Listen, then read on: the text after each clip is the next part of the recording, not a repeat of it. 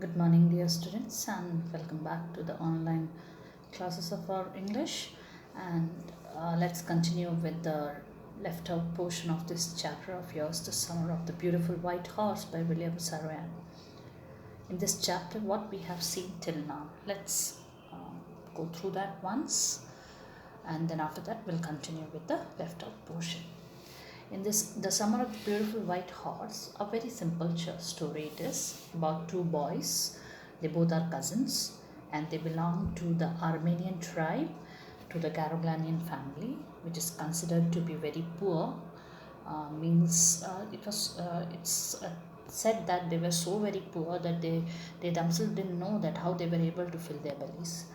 That much poverty existed among them, and then we people have seen that even though they were very poor, they were proud of something from centuries.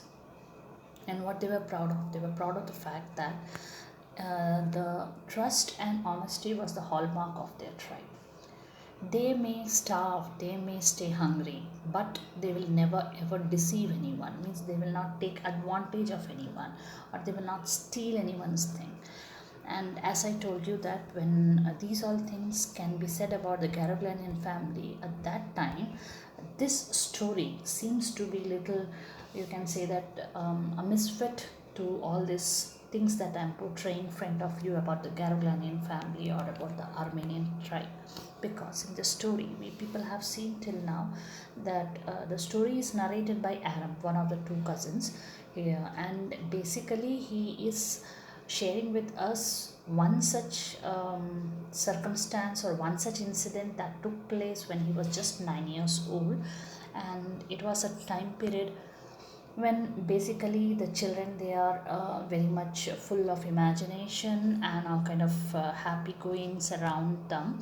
And one fine morning, during that time, there was a knock on his window, and he found that his cousin Murad was sitting down on the back of a white horse, a very beautiful horse.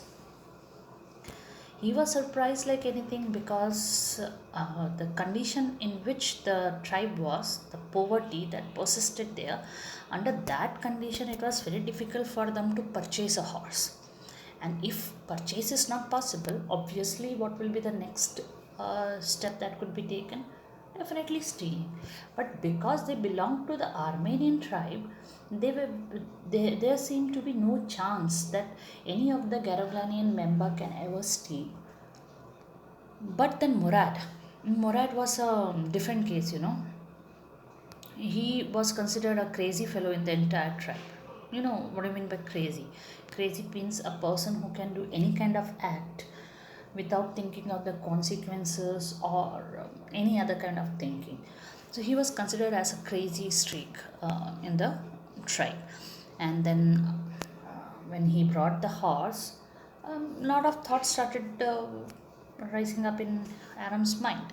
So he even asked him also, but then Murad never gave any satisfactory answer, and he just asked him to climb, come out, and climb if he wants to have a ride. This one, Adam, he said that yeah, definitely, because it was his age-long desire to ride the horse, and because of that reason, he just didn't make any kind of arguments. He jumped into his clothes and he was out of the window, and then both the brothers sat on the back of the horse, and the horse started galloping, running fast, and they both started enjoying the breeze of it. And here in this particular page, we have been introduced to the person on which you can say that after which Murad has taken over, or you can say that Murad is considered the crazy fellow. So, but he was not the first one to be considered. So, there was also one more person, a very beautiful character we people came across. That was Uncle Kosharov, and Uncle Kosharov was one such person whose physical appearance, whose nature is being expressed over here in this, like how he was a very big man, a large mustache, and then very irritable, very impatient, and had a very common dialogue which he always used to give. That is, it is no harm, pay no attention to it. And even one illustration, one example is given that how this fellow in his craziness said this dialogue even under very delicate situation where it was not supposed to be used, like the burning, the house set on fire, the burning of his house, and how he paid no attention to it. But Adam also said that in the tribe, this is how it is. A man could be the father of his son's flesh, but nature, behavior, means his spirit, there is no chance. It could go on anyone, like how Murad, his father was very logical and practical, very simple person, but he has gone after Uncle Kashraf. So father is Zurab, biological father. Blood wise, flesh wise, father is Zurab. But nature wise, behavior wise, he has gone after Uncle Kashraf. Then we have come across the riding of this both the boys. They both sat down on the back and they had let the horse run how much it want to run, and then they stopped it, and Murad said that I want to ride alone, and he asked Aram to get down. And then how it happens between two, that oh well, you have to give me also a chance to do it, and all those things. And then Adam got down, and Murad said that okay, I was just talking about your safety, and then he kicked his this one legs between his leg between the or leg or heels between the muscles of the horse, and the horse, it stood on its hind leg and snorted and started running in a fast manner, and then he disappeared somewhere to the irrigation ditches, open area, open field. And after 5 minutes Murad came back, and when he came back he was full of sweat, means he might have enjoyed like anything, it was summertime na? And after coming back, Murad asked him to climb up fast and then ride, because sun was coming up and everyone could be awake any time, and then he wanted that to keep the horse back. So Aram also climbed up. Now it was his turn to ride, but he was welcomed by a shock, because after he climbed up, I think the poor fellow, he didn't even know how to ride the horse, and he thought that after he sit on the horse, automatically the horse will start galloping. But actually, it was not like that. So he was shocked that why the horse is not moving. And then Murad said that you're going to sit down whole day, about just kick into his muscles and it will move. And Adam did exactly what his cousin asked, and horse also responded exactly how it responded to Murad. But after it started running fast, Adam was stuck, because he don't know how to handle the horse.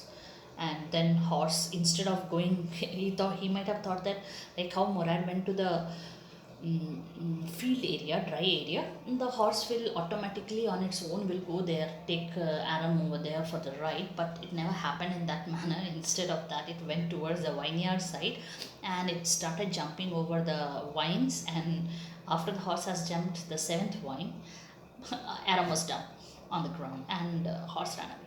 Murad came running, and then he got worried. The horse has gone out from there, and he asked Aram to get up and look out, to seek out for it. And then he also went one way, and he asked Aram to go another way. After around half an hour something, the Murad returned, and he was with the horse. He asked Aram to sit down, because it was already bright daylight.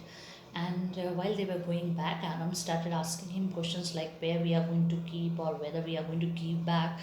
Then this Murad, Murad didn't said anything. He just didn't sound worried. So one thing he was confirmed, that he's not going to give the horse back to its owner. Instead, he's going to keep it with him. And another thing, he was worried that it seems like he had stolen the horse, because it looked like it suddenly dawned upon Aram that the horse was with Murad from long time, and he had been taking morning classes, and he knows that Aram loves and desires to do horse ride. So he came to him, and then he again asked the same question to him, that when did you steal the horse? To that, you know what Murad said? Murad said that who said that I have stolen the horse? Then he asked another question, another way he asked. He said that how long you had been riding the horse. To that Morad answered that today morning only. Then Aaron was totally in means he was caught in disbelief, and he said that today morning. Then Morad said that see, if anyone asks you a question, or if you are caught or you are found with the horse, you are supposed to say this, that today morning only you have started riding the horse. And the reason is that two people cannot be liars. So you be the liar, I cannot say the lie. So it was a kind of a really a very comic situation over there with the dialogue that Murad gave. And then he said to him that remember only one thing, that if you are caught, you are supposed to say that you have started the lessons today only. And then Adam agreed to it, and then they walked with the horse to a deserted vineyard, and they kept the horse over there in that barn. The horse was having its eating things, oats and alfalfa and all, and they started walking back home. This is what we have done in the previous class. Now let's continue with the chapter. It wasn't easy. We began walking home. It wasn't easy, he said, to get the horse to behave so nicely. At first, it wanted to run wild, but as I have told you, I have a way with the horse. I can get it to want to do anything I want it to do. Horses understand me. How do you do it? I said. I have an understanding with the horse, he said. Yes, but what sort of an understanding? I said. A simple and honest one, he said. Well, I said, I wish I knew how to reach an understanding like that with a horse. You are still a small boy, he said. When you get to be 13, you will know how to do it. Okay, while they were both walking back home, innocent talks between the two of them. But it started with information actually. And Murad said that, see, in the beginning when I got the horse, now the horse is behaving very nicely. But in the beginning, it was very wild. It won't stay. It was ready to run away. And you know, no? I told you, if you remember in the previous video, Murad is having his own patent dialogue. I have my way with dash dash dash.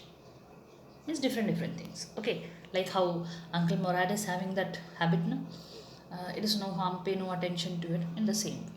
So he said to Aram, you know, no, I have my way with the horses. I can make them do anything that I want. They understand me, you know. Then Aram is very much bowled over by his brother's this quality, and he said that, oh, really? How do you do that? Then he said, means Murad, I have an understanding with the horse, you know. And then Aram said that, what sort of understanding? Then Murad said, a very simple and honest one. Then Aram, small boy of 9 years, he said, oh, how I wish I had that kind of understanding. When I will get that kind of understanding, you tell me. Then this boy Murad, you know what he said? He said that you're still a small boy. When you will turn 13 like me, you will know how to do it. That's the funny part. Aram is 9 years old and Murad is 13, and Murad says that when you turn 13, now you're very small, you're just 9, you're very small. And when after 4 years, when you turn 13, you will know how to tackle the horses. And then I went home and ate a hearty breakfast. That afternoon, my uncle Kosharov came to our house for coffee and cigarettes. He sat in the parlor, sipping and smoking and remembering the old country. Then another visitor arrived, a farmer named John Balu, an Assyrian who, out of loneliness, had learned to speak Armenian. My mother brought the lonely visitor coffee and tobacco, and he rolled a cigarette and sipped and smoked. And then at last, sighing sadly, he said, my white horse, which was stolen last month, is still gone. I cannot understand it. After coming back home, when you get things which you desire a lot, you seem to be very happy. We people say that we can even eat a horse. It means that you're so happy that you can fill your stomach nicely. And here, because of the horse ride, Adam was very happy, and he went home and he had a very nice breakfast. And then that particular afternoon, our great uncle Koshrov, he went to his house to have some coffee and cigarettes, something like cafeteria type it was of his. And he sat in the parlor. Parlor, you all know, the place where the city and all are there. And then he was sipping and smoking, and he was recalling the previous day in the old country and all those things. At that time, there came one more person, basically a farmer, and name was John Byro. He was not an Armenian, he was an Assyrian, but because he used to stay alone, he has started learning Armenian, the tribal language of Aram and all. His mother, Adam's mother, she brought tobacco and coffee, and this man, not that ready-made cigarette, he made his own cigarette by putting the tobacco in the paper, and he started sipping coffee and smoked. And then at last, when he has taken some sip and he had smoked, he said in a sad voice that my white horse is gone from last month, means 1 month passed, and still I can't find it. I don't understand where it is. To that, Uncle Koshrov, my Uncle Koshrov, became very irritated and shouted, "It's no harm. What is the loss of a horse? Haven't we all lost the homeland? What is this crying over a horse?" "That may be all right for you, a city dweller, to say," John Byro said. "But what of my survey? What good is a survey without a horse?" "Pay no attention to it," my Uncle Koshrov ruled. "I walked 10 miles to get here," John Byro said. "You have legs," my Uncle Koshrov shouted. "My left leg pains me," the farmer said. "Pay no attention to it," my Uncle Koshrov roared. "The horse cost me $60, the farmer said. "I spit on money," my Uncle Koshrov said. He got up and stalked out of the house, slamming the screen door. My mother explained. "He has a gentle heart," she said. "It is simply that he is homesick and such a large man." The farmer went away, and I ran over to my cousin Murad's house. Okay, I think by now you might have come across the fact that the horse belonged to John Byro, which Murad was having with him. And when John Byro complained, or he tried to share his sadness, his sorrow of losing the horse, Uncle Koshrov, as was his habit, he was irritated and he shouted, roared, and he said, "What is the harm in that? People have lost so many things. We have lost our homeland, and you're crying over a horse?"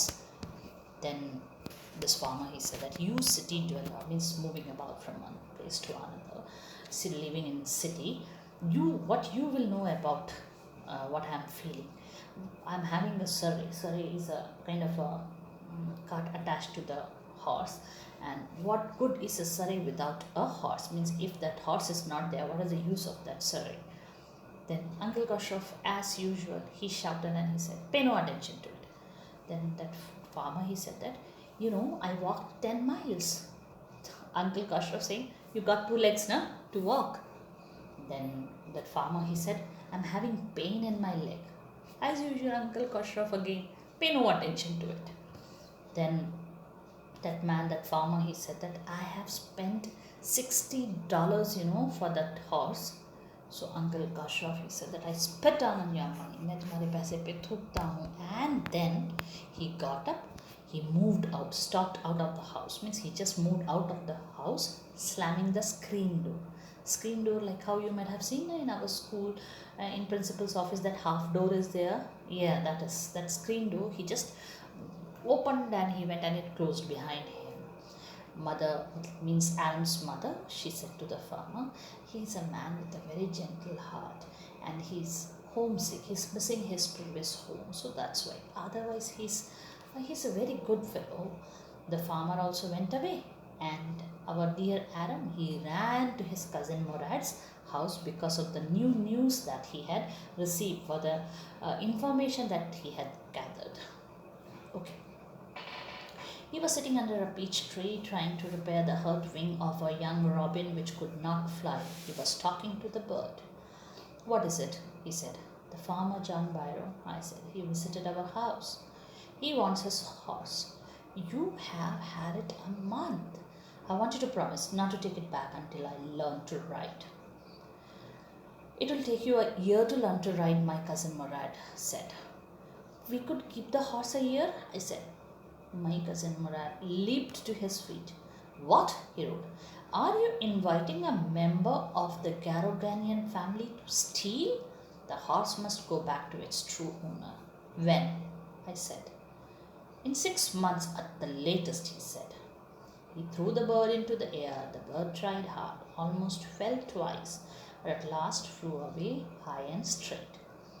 Okay, when Murad reached his cousin's house at that time, he found that his cousin was sitting under the peach tree and he was mending or repairing the wings of a robin, a kind of a bird which might have got hurt and was not able to fly, and he was literally talking to the bird.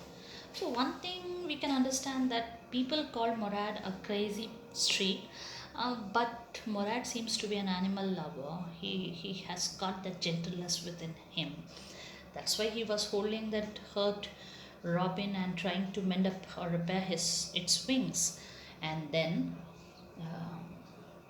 he saw Aram and he said, "What happened?"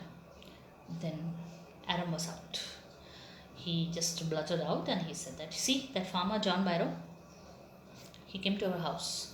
He wants his horse. You had the horse from 1 month." But it was not that Aram came there to tell him that, see, John Byro came, he's looking out for his horse, so you got to be careful. Nothing of that sort. You see what he said? He said that you were having the horse from 1 month. You make a promise to me that you're not going to give the horse back till I learn riding. That's what he wanted from Murad. Then Murad said, "You learning horse riding, it will take another year." Then Aram innocently he said, "Okay, then keep the horse for 1 year." Murad jumped on his feet and he shouted and he said that, "You are asking a Garoglanian family member to steal a horse? Horse will go to its original owner, to its true owner." Means from 1 month Murad was having the horse, it was not stealing. Okay. When Aram said that till I learn, which can be 1 year, you need to keep the horse, it is stealing. Murad is really crazy. But you see further, when he said this, then Aram said, "Okay, then how long you are going to keep the horse?" Our great Murad, he said, 6 months. Okay, if 6 months he keeps, it's not stealing. If 1 year he keeps, it is stealing. His calculation he only can understand. Then he threw the bird up in the air. The bird fell down twice, but after all, at the last, it flew away high and straight.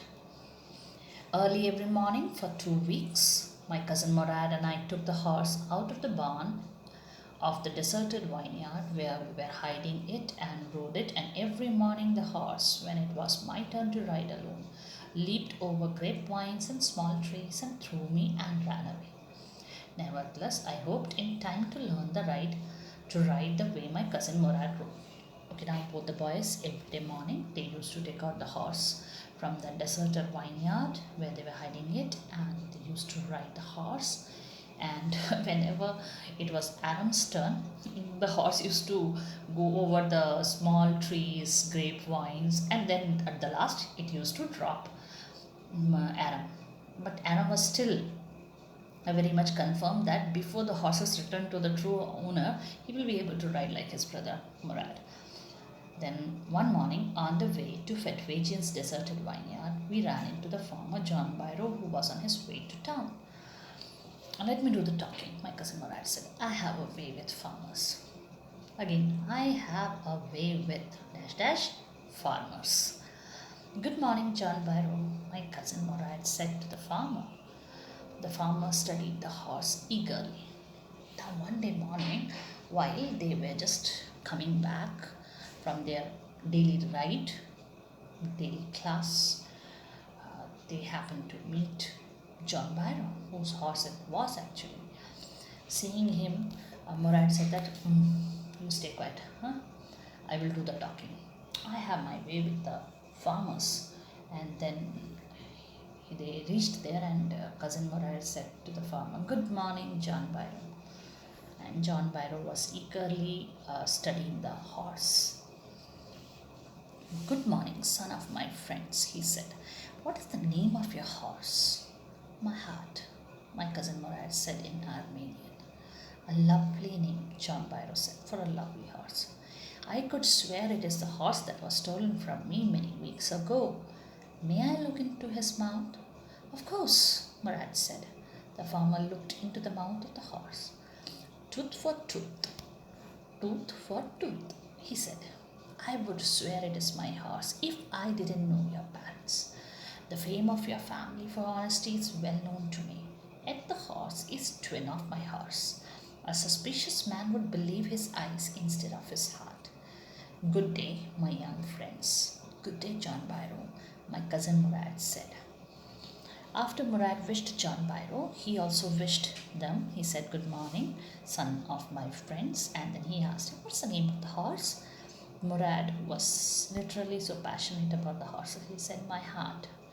And then John Byron said, "Definitely, for a lovely horse, it's a very lovely name." And then he said that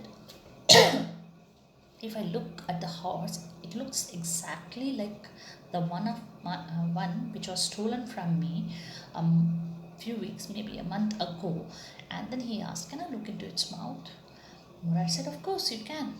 Actually, about the horse, we can find out from the teeth arrangement, the dental arrangement of its. So the farmer looked into the mouth of the horse and he said, "Tooth for tooth," means exactly the same dental structure is there. I could have I could have said very confidently that this horse is mine if I had not known your parents. I know that you and your family is known for your honesty. I know that. This horse is not mine. It can be twin horse. It can be the twin of my horse, but you people cannot steal because your family is known for their honesty."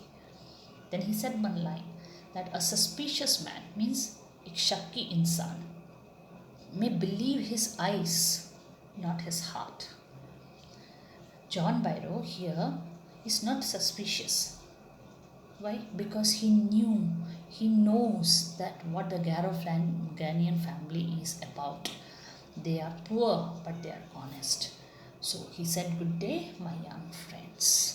Cousin Murad also said, "Good day, John Byro." Early the following morning, we took the horse to John Byro's vineyard and put it in the barn. The dogs followed us around without making a sound. The dogs, I whispered to my cousin Murad. I thought they would bark. "They would at somebody else," he said. "I have a way with dogs." My cousin Murad put his arms around the horse, pressed his nose into the horse's nose, patted it, and then we went away. That afternoon, John Byro came to our house in his surrey and showed my mother the horse that had been stolen and returned. "I do not know what to think," he said. "The horse is stronger than ever, better tempered too, I thank God." My uncle Goshrov, who was in the parlour, became irritated and shouted, "Quiet, man, quiet. Your horse has been returned. Pay no attention to it." After that man said, "You cannot steal my horse because I know your family." After that, what happened? The next morning, means the following morning, the horse was taken back to John Byro's vineyard by the two boys. Lots of dogs were there. They were following them, but they never barked. Adam said that, "Oh, dogs, I thought they will bark, but they're not." Then Murad said that, "I have my way with the dogs." Same dialogue. And then they left the horse there. But before leaving, Murad put his arms round the horse, patted it, touched his nose to the horse's nose, and then both of them went away. The next afternoon, John Byro came in his surrey with the horse and showed to Adam's mother the horse which was stolen a month back and then returned. He appreciated it. He said that my horse is more well behaved, more strong. That wilderness means that wildness of that horse is gone. And when he appreciated and he said that, our great uncle Koshroff was sitting down over there. And then he said, quiet man, quiet, chup ho ja. You got your horse now? Pay no attention to it. Means you got the horse, don't pay attention to it. And in this way, the story came to an end. My dear students, I told you people earlier also that basically this story is about our self-conscience, our conscience, which is our good guide.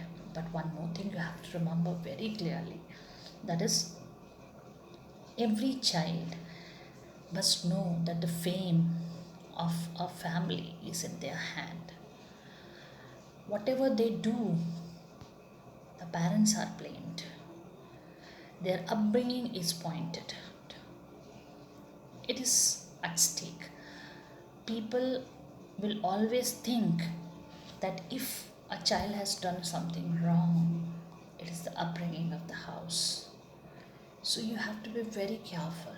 Now you see, when John Byro said, I know your family and its honesty, I can never ever believe that you can steal, though his own horse was standing right in front of him. He believed that it can be a twin, but not his horse. That pricked the conscience of these two boys. That what mistake they have done. What a big shame they have brought for their family. And immediately the next morning they returned the horse. You all have to remember this, that the name and fame of your family is in your hand. Always safeguard it. Be various. Keep it safe. Don't let anyone ever point out on the name and fame of your family. You are the one responsible. Remember this. And in this way, we came to an end of this story. And from these part, I would like you to go for only the second question, which is, did the boys return the horse because they were conscience stricken or because they were afraid? What do you think? Obviously, they were conscience stricken. And then you have to tell that incident in your own words, that how John Byro believed 100% the honesty, and then how it was hard for him to believe even after seeing his own horse and after saying tooth for tooth. It was hard for him to believe that they can ever steal the horse. And all these things, when they thought about the hallmark of their family, they were totally filled with shame, and because of that reason, how they have ridden the horse. And beside that, we will not go for any of the questions which are given in this in the textbook. You will be receiving your extra questions soon. So see you in the next class. Till then, goodbye and